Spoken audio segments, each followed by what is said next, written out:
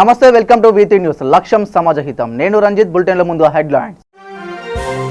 చంద్రబాబును సెక్రటరియట్కు వెళ్లకుండా చూడండి, వెళ్తే ఆధారాలు నాశనం చేస్తారన్న వైఎస్ఆర్ అధినేత. ఈవీఎంలపై ఫిర్యాదులు చేస్తున్నది కేవలం చంద్రబాబు మాత్రమే తప్ప ప్రజలు కాదని జగన్. తమిళనాడులో చంద్రబాబు ఎన్నికల ప్రచారం, ఈవీఎంల అంశంపై మరో ప్రెస్ మీట్.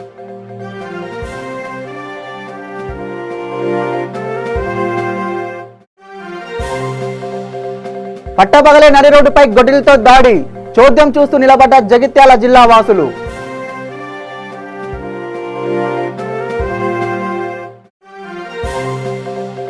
వెంకన్న దర్శనానికి పోటెత్తిన భక్తులు, వెల్లడవుతున్న పరీక్షల ఫలితాలు, మొక్కులు తీర్చుకునేందుకు వస్తున్న విద్యార్థులు. ఇక వివరాల్లోకి వెళ్తే, చంద్రబాబు తాను ఎవరికి ఓటు వేసింది తనకు తెలియడం లేదని సినిమా డ్రామాలు ఆడుతున్నారన్న వైఎస్. సెక్రటరియల్లో చీఫ్ సెక్రటరీకి ఇన్స్ట్రక్షన్స్ ఇవ్వండి అంటూ చంద్రబాబు నాయుడు గారు తాను చేసిన స్కామ్స్ మీద తాను అధికారం కోల్పోయిన తర్వాత ఆ ఆధారాలను మట్టుమాయం చేసే కార్యక్రమంలో భాగంగా చంద్రబాబు నాయుడు ప్రయత్నాలు చేస్తారన్నారు. ఇది కాక తనకు సంబంధించిన బినామీలకు, కాంట్రాక్టర్లకు విచ్చలవిడిగా చెక్కులు వాళ్లకు మాత్రమే ఇచ్చే కార్యక్రమాలు చేస్తూ ఉన్నారు. ఇవన్నీ కూడా కంట్రోల్ చేయడం ఇది ఓటర్స్ అకౌంట్ బడ్జెట్ కాబట్టి కొత్త ప్రభుత్వం వచ్చేదాకా చంద్రబాబు నాయుడు సెక్రటరియట్ను దుర్వినియోగం చేస్తూ తన అన్యాయాలను కొనసాగించడం ధర్మం కాదు. అక్కడ కూడా గట్టిగా యాక్షన్ తీసుకోవాలని గవర్నర్ గారికి చెప్పడం జరిగింది అని జగన్ అన్నారు. ఈవీఎంలపై ఫిర్యాదులు చేస్తున్నది కేవలం చంద్రబాబు మాత్రమే తప్ప ప్రజలు కాదని జగన్ వ్యాఖ్యానించారు. 80% మంది ఓటు వేసి తాము ఎవరికి ఓటు వేశామో వినిప్యాడ్లో చూసుకొని సంతృప్తి చెందారని, ఎవరు ఫిర్యాదు చేయలేదని, చంద్రబాబు మాత్రం తాను ఎవరికి ఓటు వేసింది తనకు తెలియడం లేదని సినిమా డ్రామాలు ఆడుతున్నారని, ఓ విలన్ మాదిరి ప్రవర్తిస్తున్నారని ఆరోపించారు. పోలింగ్ ఏజెంట్లతో మాక్ పోలింగ్ నిర్వహిస్తున్నప్పుడు కూడా ఏ విధమైన ఫిర్యాదులు లేవని అన్నారు.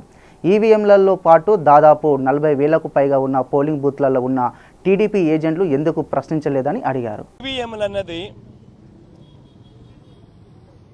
80% ఆఫ్ ది జనాభా ఓట్లు వేసినారు. రికార్డ్ పోలింగ్ 80% జనాభా వెళ్ళి పోలింగ్ బూత్లో బటన్ నొక్కినారు. బటన్ నొక్కిన తర్వాత వాళ్ళు ఏ పార్టీకి ఓటేశారని వీవీప్యాట్లో వాళ్ళకి కనిపిస్తూ ఉంది. వాళ్ళకి వీవీప్యాట్లో వాళ్ళు వేసిన ఓటు, వీవీప్యాట్లో వాళ్ళకి కనిపించే ఓటు రెండు మ్యాచ్ అయ్యాయి కాబట్టి వాళ్ళు సాటిస్ఫై అయ్యి బూత్లో నుంచి బయటకు వచ్చారు. ఈ 80% మంది ఎవరైతే ఓటేశారో ఎవడు కంప్లైంట్ చేయాల, ఏ ఓటరు కూడా కంప్లైంట్ చేయాల. ఇప్పుడు నేనున్నాను, వెళ్ళి నేను ఫ్యాన్ గుర్తుకు నేను నొక్కిన తర్వాత వీవీప్యాట్లో నాకు సైకిల్ గుర్తు కనిపిస్తే నేను ఎందుకు గమ్మనుంటాను కదా. బూత్లో అక్కడే నేను గొడవ చేసిండు, బూత్లోనే వెంటనే కంప్లైంట్ లాంచ్ చేసిండు, బూత్లోనే అన్ని చేసిండు కదా. అట్లా ఏ పార్టీకి ఎవరన్నా కానీ ఇలా ఓటేసిన తర్వాత వీవీప్యాట్లో వేరే పార్టీకి ఓటేసినట్టుగా ఎవరికి కనిపించలేదు కాబట్టి 80% మంది జనాభా ఓట్లేసిన ప్రతి ఒక్కరూ సాటిస్ఫై అయ్యి. ఏపీ సీఎం చంద్రబాబు నాయుడు మిత్రధర్మంలో భాగంగా పొరుగు రాష్ట్రాలకు వెళ్లి లోక్సభ ఎన్నికల ప్రచారంలో పాల్గొంటున్నారు. సోమవారం కర్ణాటకలో జేడీఎస్ కాంగ్రెస్ కూటమి తరపున ప్రచారం చేసిన చంద్రబాబు ఇవాళ తమిళనాడు రాజకీయ సభలో పాల్గొంటారు. డీఎంకే పార్టీకి మద్దతుగా ఆయన ఎన్నికల ప్రచారం చేయనున్నారు.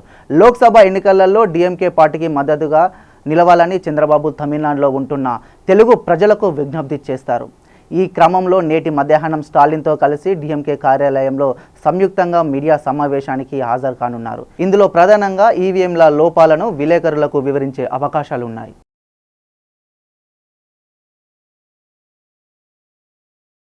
పట్టపగలే నరి రోడ్డుపై అతి కిరాతకంగా మానవ మృగాలు విచక్షణ రహితంగా ఒకరిపై గొడ్డలితో నరికి చంపుతుంటే కనీసం మానవత్వం లేని మనుషులు అలా శిలలా చూస్తూ నిలబడిపోవడం మానవ జాతికే సిగ్గుచేటు. నోరు లేని మూగజీవాలు సైతం కష్టం వస్తే అంబా అంటూ అరచి తోటి ప్రాణానికి సాయం చేస్తాయి. పట్టపగలే నడి రోడ్డుపై అతి కిరాతకంగా మానవ మృగాలు విచక్షణ రహితంగా ఒకరిపై గొడ్డలితో నరికి చంపుతుంటే కనీసం మానవత్వం లేని మనుషులు అలా శిలలలా చూస్తూ నిలబడిపోవడం మానవ జాతికే సిగ్గుచేటు. నోరు లేని మూగ జీవాలు సైతం కష్టం వస్తే అంబా అని అరచి తోటి ప్రాణానికి సాయం చేస్తాయి. కానీ ఈ మానవలోకంలో కళ్ళెదుటే గొడ్డలి తీసి సాటి మనిషిని విచక్షణారహితంగా నరికి తన బండిపై దర్జాగా వెళుతున్న ఒక్కరు ఒక్కరంటే ఒక్కరు కూడా స్పందించకపోవడం ఇప్పుడు సోషల్ మీడియాలో దుమారం లేపుతున్నాయి. పాత కక్షలే కావచ్చు లేదా ఇంకేమైనా తగాదాలే ఉండొచ్చు, కానీ ఇలా పట్టపగలే జగిత్యాల జిల్లా కేంద్రంలోని టవర్ సర్కిల్లోని సార్గమ్మ వీధిలో గొడ్డలి చేతబట్టి ఓ వ్యక్తి దాడి చేస్తుంటే ఒక్కరు కూడా అడ్డుపడకపోవడం శోచనీయం. మనం ఎటువైపు పయనిస్తున్నాం? ఆధునికత మోజులో పడి సాటి మనిషి ఆపదలో ఉన్నా పట్టించుకొని సమాజంలో ఉన్నందుకు సిగ్గుపడాలో లేక చావాలో అర్థం కావటం లేదని మండిపడుతున్నారు. ఈ ఉదంతం చూసిన వాళ్ళు పోలీసులే రక్షించాలా అని రూలుందా? సాటి మనిషికి సాయం అందించే మనిషే లేడా అనే ప్రశ్న ఇప్పుడు నెటిజన్లను కూడా వేధిస్తోంది. ఒకవైపు బంగారు తెలంగాణ దిశగా ప్రయాణిస్తున్నా ఇంకా ఇలాంటి దారుణాల్ని చూడడం మానవ జాతి మనుగడకు ప్రశ్నార్థకం. ఇంకా నయం, స్పృహ తప్పి పడిపోయిన వ్యక్తి దగ్గర నిలబడి సెల్ఫీలు తీసుకోలేదు, అందుకు సంతోషించాలని అభిప్రాయపడుతున్నారు కొంతమంది. ఈ వీడియో చూసిన వాళ్ళు ఏది ఏమైనా కళ్ళెదుటే ఇంతటి మరణకాండ జరుగుతున్నా ఒక్కరు కూడా అదేసుకోకపోగా వింతగా చూడడం బాధాకరం. సమాజం అంటే మనుషులే అని ఎప్పుడు తెలుసుకుంటారో ఈ జనం. ఇలాంటి దారుణాలు మళ్లీ పునరావృతం కాకుండా చూడాలని నెటిజన్లు తీవ్ర ఆగ్రహాన్ని వ్యక్తం చేస్తున్నారు. తిరుమలలో భక్తుల రద్దీ గణనీయంగా పెరిగింది. పరీక్షల ఫలితాలు వెల్లడవుతుండటంతో మొక్కులు చెల్లించుకునేందుకు వస్తున్న విద్యార్థుల వారి తల్లిదండ్రుల సంఖ్య అధికంగా కనిపిస్తుంది. వైకుంఠం క్యూ కాంప్లెక్స్లోని అన్ని కంపార్ట్మెంట్లు భక్తులతో నిండిపోగా క్యూ లైన్ కిలోమీటర్ మేరకు బయటకు విస్తరించింది. సాధారణ దర్శనానికి 20 గంటలకు పైగా సమయం పడుతుందని అధికారులు వెల్లడించారు. టైమ్ స్లాట్ టోకెన్ పొందిన భక్తులకు 5 గంటల సమయం పడుతుంది. దర్శనానికి వచ్చి క్యూ లైన్లో వేచి ఉన్న భక్తులకు అన్న పానీయాలను అందిస్తున్నామని అన్నారు.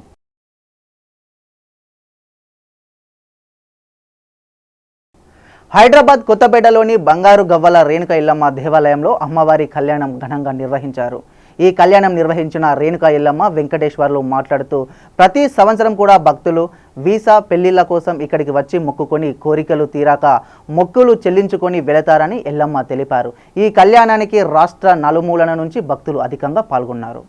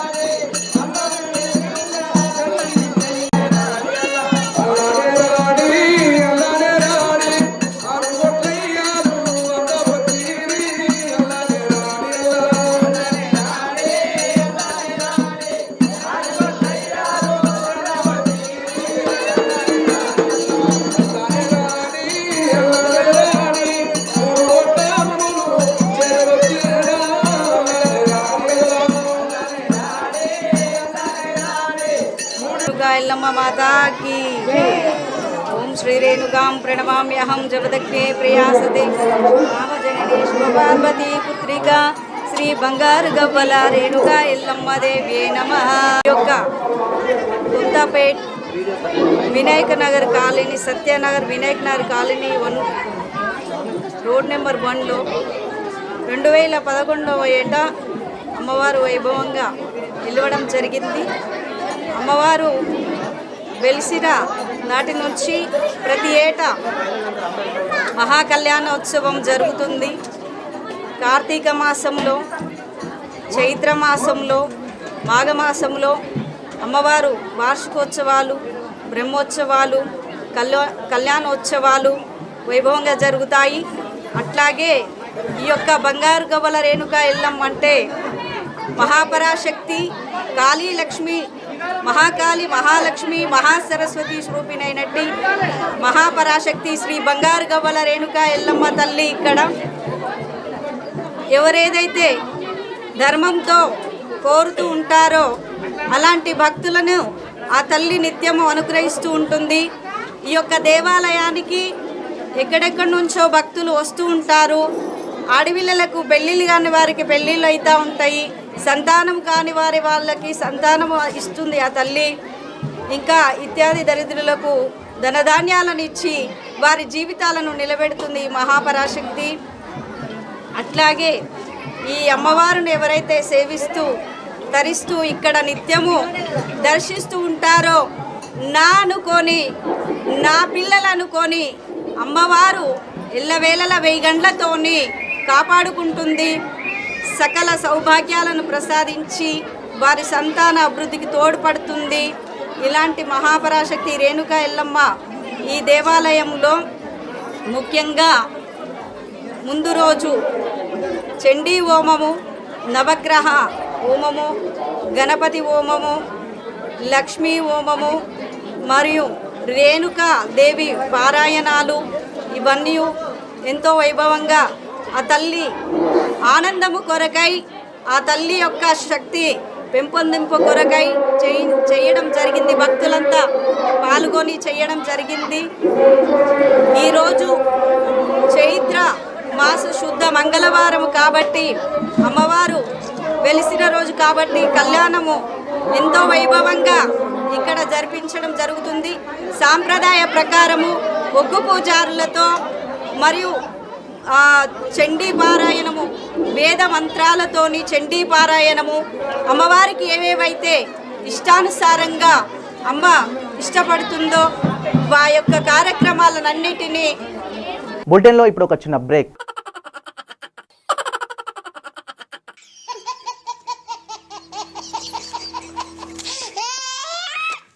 గిలిగిలిగా ప్రతిరోజు ఉదయం 11 గంటలకు, తిరిగి రాత్రి 9:30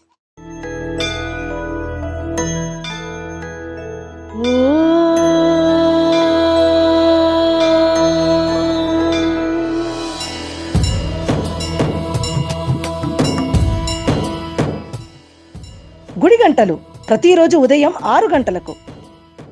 వెల్కమ్ బ్యాక్. హైదరాబాద్లోని పంజాగుట్ట డాక్టర్ బిఆర్ అంబేద్కర్ విగ్రహాన్ని అక్రమంగా కూల్చివేతకు నిరసనగా కామారెడ్డి జిల్లా కేంద్రంలోని దళిత బహుజన సంఘాల ఆధ్వర్యంలో బైక్ ర్యాలీ నిర్వహించారు. బైక్ ర్యాలీ మున్సిపల్ ఆఫీస్ నుండి అంబేద్కర్ విగ్రహం వరకు వచ్చి నిరసన వ్యక్తం చేశారు. ఈ ర్యాలీలో జగన్నాథం, జేఏసీ నేత వేముల బలరాం, సిద్దిరాములు తదితరులు పాల్గొన్నారు. దేశవ్యాప్తంగా ఆనందోత్సవాలతో పండుగ జరుపుకునే వేళలో బాబాసాహెబ్ అంబేద్కర్ భారత రాజ్యాంగ నిర్మాత అని చెప్పేసి నివాళులర్పించే రోజు. మరి అలాంటి రోజును గాలి మళ్లించడానికి ప్రభుత్వం కుట్రలు పండి దాని వెనుక రాజకీయ కక్ష కడుతూ మరి బాబాసాహెబ్ అంబేద్కర్ యొక్క నివాళులు అనేటిది అది ఈరోజు ప్రపంచ దేశాలలో 100కు పైగా దేశాలలో అంబేద్కర్ ప్రపంచ మేధావాన్ని గుర్తించి అంబేద్కర్ విజయోత్సవాలు చేస్తున్న రోజుల్లో ఇక్కడ భారతదేశంలో, అది తెలంగాణ ప్రభుత్వంలో అంబేద్కర్ విగ్రహం పెట్టడం పక్కన పెట్టేసి అంబేద్కర్ విగ్రహాన్ని మొత్తం కూల్చేసి ఈ టీఆర్ఎస్ గవర్నమెంట్ చాలా దుర్మార్గమైన చర్యలు చేపడుతున్నది. ఈ ప్రభుత్వానికి వెంటనే బుద్ధి చెప్తామని తెలియజేస్తూ ఈ అవకాశానికి తెలుపుతున్నారు. జై భీమ్. కర్నూలు జిల్లా దేవరకొండ మండలం నల్ల చెలిమల గ్రామంలో ప్రభుత్వ అనుమతులు లేకుండా మట్టిని వేరే గ్రామాలకు తరలిస్తున్నారు. ఈ మట్టి తరలింపు గురించి ప్రభుత్వానికి తెలియజేసినా కూడా నిమ్మకు నీరెత్తినట్లుగా వ్యవహరిస్తున్నారు. అదేవిధంగా ఇరిగేషన్ డిపార్ట్మెంట్కు కంప్లైంట్ చేసినా కూడా వాళ్ళు అధికారులకు అమ్ముడు పోయి ఎలాంటి చర్యలు తీసుకోవడం లేదని గ్రామస్తులు ఆగ్రహం వ్యక్తం చేస్తున్నారు.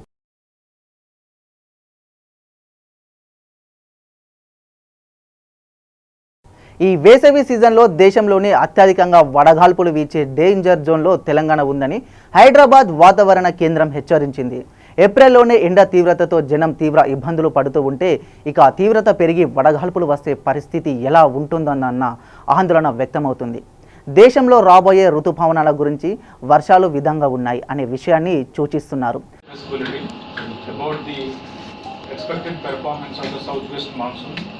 This year, 2019.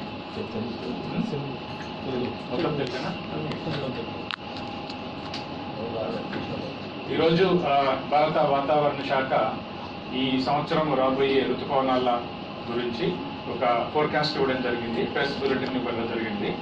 సో దాని ప్రకారంగా మనకు ఈ సంవత్సరం ఋతుపవనాలు అంటే మనకి జూన్ నుంచి సెప్టెంబర్ కాలంలో ఏవైతే మనకి వర్షాకాలం అంటామో ఆ కాలంలో వర్షపాతము దేశం మొత్తం మీద ఎలా ఉంటుంది అని చెప్పడానికి. సో మేము చేసిన ఈ అంచనా ప్రకారంగా ఈ సంవత్సరము ఋతుపవనాలు సాధారణానికి చాలా దగ్గరగా ఉంటాయి. అంటే 100% రెయిన్ఫాల్ అంటే మన 50 సంవత్సరాల యొక్క యావరేజ్ రెయిన్ఫాల్ ఏ ప్రాంతానికైనా తీసుకున్నట్టయితే దానికి దగ్గరలో వస్తే మనము సాధారణ వర్షపాతం నమోదవుతుందని చెప్తాము. సో ఈ లెక్క ప్రకారంగా మనకి నెక్స్ట్ స్లైడ్. సో మనకి 96% 96% రెయిన్ఫాల్ మనకి వస్తుంది. అంటే సాధారణ కంటే కొంచెం తక్కువ, కానీ దీంట్లో +-4% ఎర్రర్ ఉంటుంది, +-5% ఎర్రర్ ఉంటుంది. సో అది మోడల్ ఎర్రర్ అనమాట. సో ఇది టోటల్గా ఇది న్యూమెరికల్ మోడల్ సిస్టంలో కంప్యూటరైజ్డ్ ప్రోగ్రామింగ్లో డెవలప్ చేసిన ఫోర్కాస్ట్ ఇది. సో ఈ సంవత్సరము ఇప్పుడు కూడా ప్రస్తుతానికి వీక్ ఎల్నినో కండిషన్స్ ఉన్నాయి. ఇదే కండిషన్స్ మాన్సూన్ పీరియడ్ అయిపోయేంత వరకు అంటే సెప్టెంబర్ ఎండింగ్ వరకు కూడా కొనసాగుతాయి. సెప్టెంబర్లో కొంచెం ఎల్నినో కండిషన్ తగ్గే అవకాశం కూడా ఉందన్నమాట. సో మనకి దీని ప్రకారంగా మనం చెప్పదలుచుకుంటే కంట్రీ మొత్తంలో ఈ సంవత్సరము ఋతుపవనాలు సాధారణంగానే ఉంటాయి. అండ్ ఈసారి డిస్ట్రిబ్యూషన్ అంటే ప్రతి సంవత్సరము కొన్ని ప్రాంతాల్లో ఎక్కువ పడ్డము, కొన్ని ప్రాంతాల్లో తక్కువ పడ్డం ఇలా జరుగుతుంటుంది. కానీ ఈ సంవత్సరం ఋతుపవనాల్లో డిస్ట్రిబ్యూషన్ బెటర్గా ఉంటుంది. అన్ని ప్రాంతాలలో వర్షపాతము సరిగ్గా పడుతుంది. ఇది రైతులకు చాలా అనుకూలంగా ఉంటుంది అనేది ఈసారి అంచనా అనమాట. ఆంధ్రప్రదేశ్, తెలంగాణకు కూడా ఇదే ఫోర్కాస్ట్ మనము తీసుకోవచ్చు. ఇది సమ్మరీగా చెప్పాలంటే ఈ మాన్సూన్ యొక్క ఫోర్కాస్ట్ అనమాట. సో దీన్ని నెక్స్ట్ మనకు గత సంవత్సరం పెర్ఫార్మెన్స్ చూసినట్టయితే 2009 నుంచి 18 లాస్ట్ 10 సంవత్సరాల్లో హైదరాబాద్ అమీర్పేట్ లేస్ ఐక్యూ సమ్మిట్ విద్యార్థుల్లో ఉన్న చురుకుదనంను బయటకు తీసుకురావడం కోసం లేస్ ఇన్స్టిట్యూషన్ ప్రయత్నిస్తుందని ఇన్స్టిట్యూషన్ చైర్మన్ తెలిపారు. గత కొన్ని రోజులుగా పలు కాలేజీల్లో ఐక్యూ టెస్ట్ నిర్వహించగా వాటిలో ఉత్తీర్ణులు గావించిన వారికి ఈ కార్యక్రమంలో తగిన బహుమతులు అందజేశారు. విద్యార్థుల్లో ఉన్న ఐక్యూను వెలికి తీయడమే మా లక్ష్యమని, ఐక్యూ విద్యార్థులకు ముందు మంచి భవిష్యత్తు ఉంటుందని, లేని వారికి తగిన శిక్షణ ఇచ్చి వారి కోరిన విధానంలోనే వారి కోరిన రంగంలోనే ఎలాంటి శిక్షణ కావాలో అలాంటి శిక్షణ ఇవ్వడం జరుగుతుంది. ఇలాంటి విధానాన్ని ప్రవేశపెట్టినందుకు కొన్ని కంపెనీలు కూడా సహకరిస్తున్నాయని తెలియజేశారు. ఇలాంటి విధానం ఇండియాలో ఇప్పటి వరకు లేదు. ఈ విధానం అనేది అమెరికా, ఆస్ట్రేలియా వంటి దేశాలలో కలదు. వాటిని సర్వే చేసిన తర్వాత ఇక్కడ కూడా మొదలు పెట్టాలనే ఉద్దేశంతో మొదలు పెట్టామని ఇన్స్టిట్యూషన్ చైర్మన్ తెలిపారు. We are from Lace Academy, KPHB in Madhapur అండి. ఇండియాలో first time we actually thought of conducting IQ Summit 2019 ఇంతకుముందు మీకు చెప్పుకున్నాము. సో ఈరోజు 31st మార్చ్న ఐక్యూ కంటెస్ట్ ఒకటి కండక్ట్ చేసి నిన్న మొన్న అబ్బాయిలకి అమ్మాయిలకు కానీ వాళ్ళలో ఎవరైతే టాపర్స్గా వచ్చినారో అలాగే ఈ ఐక్యూ సమ్మిట్లో ఉన్న టెక్నాలజీస్ గురించి, టెక్ టాక్స్ గురించి ఇంట్రెస్ట్ ఉన్న వాళ్ళని ఈరోజు ఈ వేదికకు రమ్మందిగా కోరాము. సో మొత్తం మాకు 600 పైగా రిజిస్ట్రేషన్స్ వచ్చాయి. వాటిలోంచి 100-120 మంది వరకు ఈరోజు మనకి అటెండ్ అయ్యారు. ఇక్కడ మార్నింగ్ 9 నుంచి ఈవినింగ్ ఇప్పుడు 2 వరకు ఈ జరిగిన ఈ సమ్మిట్లో 4 నుంచి 5 మంది రకరకాల కార్పొరేట్ కంపెనీస్ నుంచి వచ్చిన లీడింగ్ టెక్నాలజీస్ ఉన్న ఎక్స్పర్ట్స్ వాళ్ళు వీళ్ళకి టాక్స్ ఇవ్వడం జరిగింది. దీని తర్వాత ఒక 2-3 పర్సనాలిటీ డెవలప్మెంట్ కోచెస్ కూడా వీళ్ళకి జీవితానికి సంబంధించిన కొన్ని అంశాల మీద టాక్స్ ఇవ్వడం జరిగింది. అలాగే వచ్చిన ప్రతి పార్టిసిపెంట్కి కూడా వాళ్ళ వాల్యుబుల్ టైం దట్టు సండే రోజున వాల్యుబుల్ టైం స్పెండ్ చేసిన బీటెక్ స్టూడెంట్స్ అందరికీ కాస్త మోటివేషన్గా ఉండేలాగా అందరినీ మేము అవార్డు విన్నర్స్గా డిక్లేర్ చేసి ప్రతి ఒక్కరికి ఒక medal of appreciation and certificate of appreciation అందజేయడం జరిగింది. సో ఇది ఐక్యూ సమ్మిట్ వారి ఫస్ట్ ఫ్లాగ్షిప్ ఈవెంట్ అండి. సో ఈ విధంగా ప్రతి 6 months ఒక ఈవెంట్ అనేది కండక్ట్ చేస్తూ స్టూడెంట్స్లో ఉన్న ఐక్యూని ఎన్హాన్స్ చేయడం అనేది మా మెయిన్ ఆబ్జెక్టివ్గా మేము పెట్టుకొని ఈ ఐక్యూ సమ్మిట్ అనే సంస్థ స్థాపించడం జరిగింది. అంటే ఈ ఐక్యూ సమ్మిట్ వల్ల యూజెస్ ఏంటి అంటే ఐక్యూ సమ్మిట్లో ఫర్దర్ ఏంటంటే అసలు బేసిక్గా పిల్లలకి ఐక్యూ అనే దాని మీద అవగాహన రావడము. ఎందుకంటే ఐక్యూ అనేది కాన్సెప్ట్ పిల్లలకి లేకపోతే, ఐక్యూ అనే స్కిల్ పిల్లలకి లేకపోతే వాళ్ళు ఎంత పెద్ద డిగ్రీ చదివినా సరే వాళ్ళకి కావాల్సిన కెరియర్ గ్రోత్ అనే దాని మీద ఖచ్చితంగా డిఫికల్టీస్ అనేది ఫేస్ చేయాల్సి ఉంటుంది. కాబట్టి అసలు బేసిక్ ఐక్యూ అంటే ఏంటి, టెక్నాలజీ పరంగా కాకుండా సమాజ పరంగా ఐక్యూని ఎలా వాడవచ్చు అనే చిన్న అవగాహన ఇవ్వడానికి ఈ కార్యక్రమం అనేది మెయిన్ ఆబ్జెక్టివ్ పెట్టుకున్నారు. అంటే మామూలుగా Hyderabad Sai institute of sports injury and arthroscopy hospital ఆధ్వర్యంలో 12వ SISA 2019 advanced hip reservation course నిర్వహణ కార్యక్రమం జరిగింది. మన శరీరంలోని ముఖ్యమైన భాగాలలో తుంటి భాగం ఒకటి. ఈ భాగంలో బాల్ అనేది ఉంటుంది. మనం చేసే ప్రక్రియలో ఆటలో కూర్చునే విధానం, ఎగిరే విధానంలో బాల్ ఎంత తోడ్పడుతుందో, అయితే దురదృష్టవశాత్తు ఏదైనా ప్రమాదం జరిగినప్పుడు బాల్ అనేది పక్కకు జరగడం కానీ బాల్ విరిగిపడడం కానీ జరుగుతుంది. దీనివల్ల కలిగే ప్రయోజనాలు, నష్టాలు, శరీర మార్పులు వంటి వాటి గురించి ప్రముఖ డాక్టర్లు ఈ కింది విధంగా వివరించారు. ఈ కార్యక్రమంలో డాక్టర్ రఘువీర్ Reddy, hip preservation specialist doctor Gourineni Prasad పాల్గొన్నారు. తుంటి ఎముకలో ఆర్థరైటిస్ రాకుండా కాపాడటం. ఈ తుంటి ఎముక కాపాడాలంటే మనం ముందు ఉన్న సమస్యలని తెలుసుకొని, వాళ్ళు ఉన్న నొప్పి తుంటి వలన వచ్చిందా లేదా తెలుసుకొని దాన్ని చేయగలిగిన ఉన్న పరిష్కారం ఉంటే ఆ పరిష్కారం వాళ్ళకి సమయానికి ఎక్కువ లేట్ అవ్వకుండా వాళ్ళకి ఇస్తే, ట్రీట్మెంట్ ఇస్తే వాళ్ళు బాగుపడతారనే ఉద్దేశం హిప్ ప్రిజర్వేషన్లో ఉంది. హిప్ ప్రిజర్వేషన్ అంటే మనం రిప్లేస్మెంట్ మార్చట్లేదు, జాయింట్ మార్చట్లేదు, ఉన్న ఎముక ఉన్న కార్టిలేజ్ని సరిగ్గా మార్చి వాళ్ళకి రోజు చేసుకునే యాక్టివిటీస్లో నొప్పి లేకుండా, ఏమి ఇబ్బందులు లేకుండా చేయడమే హిప్ ప్రిజర్వేషన్ అంటే. హిప్ ప్రిజర్వేషన్ అంటే జాయింట్ని పరిరక్షించడం. ఏ వయసు వారికి వస్తుంది సార్? సో చిన్నపిల్లలకి వచ్చే హిప్ ప్రాబ్లమ్స్ అందరికీ తెలుసు చిన్నప్పటి నుంచి. ఇండియాలో చాలా కామన్ ఇన్ఫెక్షన్లు, తుంటి ఎముక పుట్టుకతోటే. కామారెడ్డి జిల్లా కేంద్రంలోని సందీపని మంజీరా డిగ్రీ కళాశాలలో 5 సెంటర్లలో పాలిటెక్నిక్ పరీక్షలు ప్రశాంతంగా ముగిశాయి. విద్యార్థులు అత్యధికంగా హాజరయ్యారు. సందీపని డిగ్రీ కాలేజీలో పాలిసెట్ 2019 అబ్జర్వర్గా వర్క్ చేశాను. కాలేజీలో ప్రశాంతంగా ఎగ్జామ్స్ అనేవి నిర్వహించడం జరిగింది. ఇక్కడ తక్కువ సంఖ్యలో పిల్లలు ఆబ్సెంట్ అయ్యారు, చాలా ఎక్కువ మంది ప్రజెంట్ అయ్యారు. సో ఇది రెవెన్యూ చట్టంలో సమూల మార్పులు తప్పవని సీఎం కేసీఆర్ పేర్కొన్నారు. తెలంగాణ భవన్లో టీఆర్ఎస్ విస్తృత స్థాయి కార్యవర్గ సమావేశం జరిగింది. జిల్లా మండల పరిషత్ ఎన్నికల్లో అనుసరించాల్సిన వ్యూహంపై కేసీఆర్ నేతలకు దిశానిర్దేశం చేశారు. ఆసిఫాబాద్ జడ్పీ చైర్మన్ పర్సన్గా కోవా లక్ష్మి పేరును ఖరారు చేసిన కేసీఆర్ మిగతా స్థానాలకు సంబంధించిన పేర్లను తర్వాత ఖరారు చేయనున్నారు. ఈ సందర్భంగా కేసీఆర్ మాట్లాడుతూ లోక్సభ ఎన్నికల్లో 16 స్థానాలను గెలవబోతున్నామని ధీమా వ్యక్తం చేశారు. అలాగే రాష్ట్రంలో మొత్తం 32 జడ్పీ 530కి పైగా మండల పరిషత్ స్థానాలను కైవసం చేసుకోవాలని నాయకులకు సూచించారు. జిల్లా పరిషత్లకు సంబంధించిన సీనియర్ నేతలకు, మండల పరిషత్లకు సంబంధించి ఆయా నియోజకవర్గాల ఎమ్మెల్యేలకు బాధ్యతలు అప్పగించారు. రెవెన్యూ వ్యవస్థ రద్దుకు సంబంధించి సీనియర్ నేతల అభిప్రాయాలను కేసీఆర్ సేకరించినట్టు తెలుస్తుంది. అయితే ఈ వ్యవస్థలో చాలా లోపాలున్నాయని, వాటి స్థానంలో కొత్త చట్టం తీసుకురావడం మంచిదని నేతలు సూచించినట్టు తెలుస్తుంది. జిల్లా మండల పరిషత్ ఏర్పాట్లన్నీ సమన్వయం చేసుకుంటూ ముందుకెళ్లాలని కేసీఆర్ నేతలకు సూచించారు.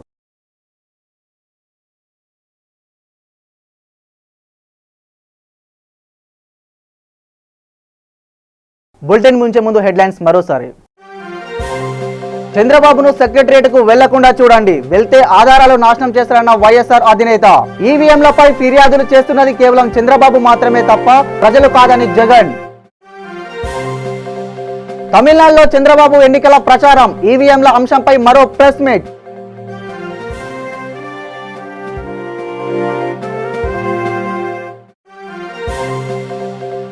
పట్టపగలే నడి రోడ్డుపై గొడ్డలితో దాడి, చోద్యం చూస్తూ నిలబడ్డ జగిత్యాల జిల్లా వాసులు.